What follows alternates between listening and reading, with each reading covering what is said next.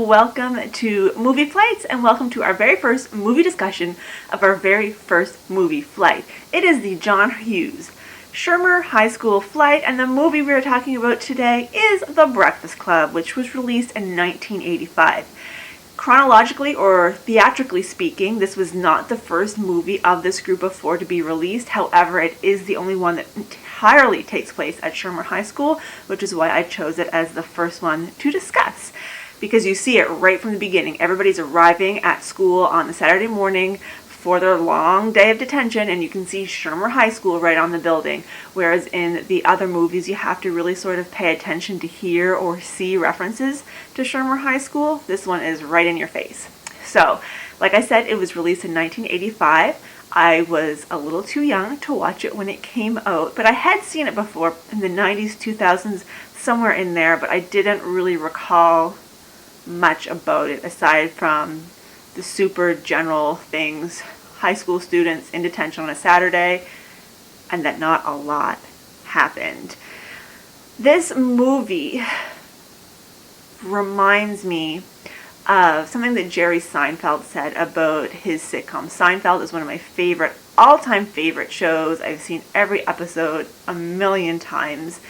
And somewhere along the lines, I can't remember where, but he said that when they were making the show, they would have to do a number of quote-unquote regular episodes before they could convince the network to allow them to do one of their more offbeat episodes, like the episode at the Chinese restaurant where they spend the entire episode waiting for a table, trying to get a table, or the one where they're in that parking lot trying to find the car and Elaine has the fish in the bag, all that. This is what that movie reminds me of. It reminds me of an episode of Seinfeld where nothing really happens, but a lot of things happen at the same time. So every time I think of it, that's what I think of. I think of the fact that how amazing is it that in 1985, well, 83, 84, John Hughes was able to get this movie made that just literally followed these teens around for a day in detention. Like, there was not much going on. I just find it so fascinating. Because if you've watched other John Hughes movies, and you probably have if you are watching this video, whether they're ones in this flight or just other John Hughes movies in general, it really is a different sort of tone. It's the same kind of tone, but it's different. Because a lot of them all have that sort of chaotic element to them, whereas this really does not. It just focuses on those 5 teens, and then of course our principal some as well. But I wrote myself some notes because I didn't want to forget anything, and I have written down here Seinfeld. So we've scratched that. So let's just go over it really quickly. Our main characters. We have Claire, who is of course Molly Ringwald, and let me tell you, I spent the entire movie just like basking in the perfection of teenage Molly Ringwald. She is just, this movie in particular is absolute teenage perfection. Her skin, her mouth, her hair, and the 80s outfit, everything. It's just like, oh my gosh, she's just so adorable. I thought about her a large part of the movie. And then we have Ali Sheedy as Allison, our bit of a weirdo. Judd Nelson as Bender, John Bender. Emilio Estevez as Andrew. It's always entertaining to see actors that you know from further on in their careers as a young... If you see a tail, I have a cat on my lap. As a younger person in a movie. And then Anthony Michael Hall as Brian, who you will see many times throughout this movie flight because he's in 3 of the 4 movies. And we have Paul Gleason as Principal Richard Vernon.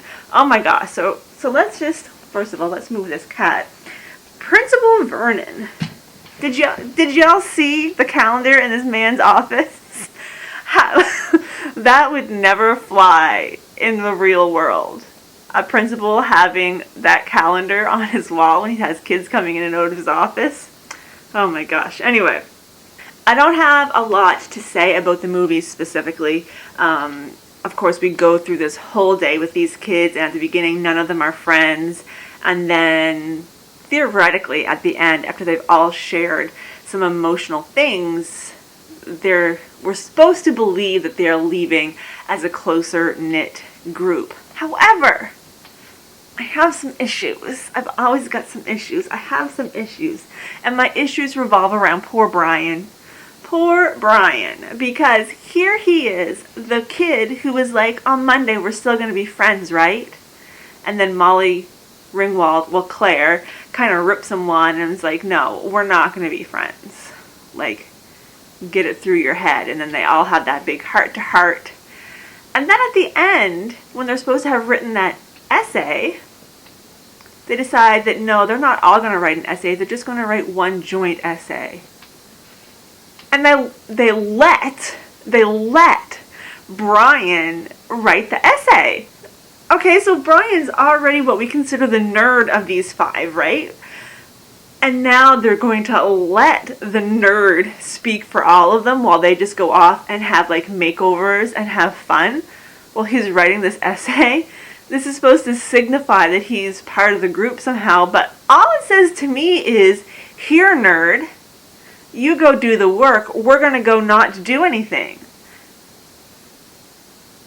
Maybe I'm having some hostility still regarding group projects in high school and the fact that you never felt like you could trust all the people in your group, so one person ended up doing most of the work just because they wanted to make sure that it got done. Maybe this is where this is stemming from, but I did not feel the warm and fuzzy feelings I think I was supposed to feel about them allowing or nominating Brian to do the essay. Because, let's go a little further with this, while he's off writing this essay, what's happening is Claire is doing this little makeover on Allison, and then Andrew, I had to keep looking at their names because I don't remember, Andrew sees Allison in her makeover, and suddenly he's all ready for her, even though she was like shaking out her dandruff on the desk early in the day and having a sugar sandwich, because Molly's fixed her up. Now she's like his ideal person, and they are going to like start dating or something, who knows. And then you have Claire and Bender, who are like getting together somehow, and she's giving him a diamond earring. What is with that? But I know it's all supposed to signify their new bonds.